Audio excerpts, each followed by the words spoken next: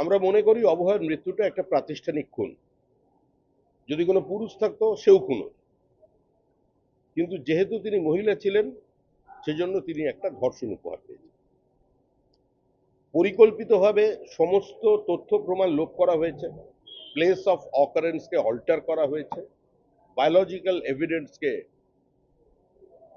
ধ্বংস করা হয়েছে, ভেজাইনাল সোয়াবকে যে উষ্ণতায় রাখার কথা ছিল সেটা রাখা হয়নি, সূর্যাস্তের পর তার অটপসি হয়েছে এবং পানিহাটি শ্মশান ঘাটে দুটো দেহকে সরিয়ে দিয়ে অজ্ঞাত কারণে তৃণমূলের প্রবল তৎপরতায় তাকে দাহ করে ফেলা হয়েছে।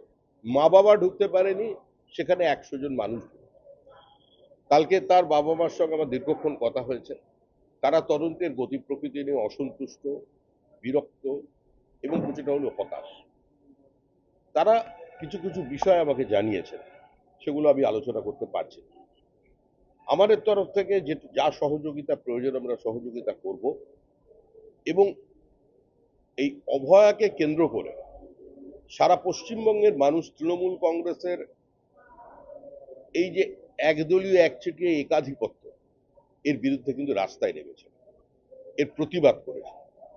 এই প্রতিবাদ স্বতঃস্ফূর্ত প্রতিবাদ কোনো রাজনৈতিক দলের দ্বারা অনুপ্রাণিত হয়ে কিংবা পরিচালিত হয়ে কোনো প্রতিবাদটা হয়। সমাজে এ ধরনের প্রতিবাদ জারি থাকুন এটাই আমরা চাই এবং তার মা বাবা যে আমন্ত্রণ করেছেন, তারা যে যাবেন বলেছেন, তাতে আমাদের দলের কর্মী তারা থাকবেন। আমরা আমাদের সলিডারিটি এক্সপ্রেস করছি এবং তাদের এই চেষ্টা সফল হোক, এটা শুধু কোনো রাজনৈতিক দল কিংবা শুধুমাত্র তার বাবা মার মধ্যেই সীমাবদ্ধ নেই। এটা পশ্চিমবঙ্গের মানুষ এটাকে গ্রহণ করেছে, এর থেকে পরিত্রাণ চাইছে এবং এর বিচার চাইছে।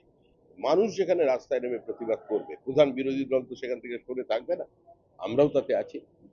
সাধারণ মানুষকেও আমন্ত্রণ জানিয়েছে দাদা, মানে আপনি কি বলবেন, মানে সাধারণ মানুষকে, মানে আমাদের সঙ্গে থাকতে? দেখুন, আমন্ত্রণ বিজেপি জানায়নি, আমন্ত্রণ ওরা জানিয়েছেন।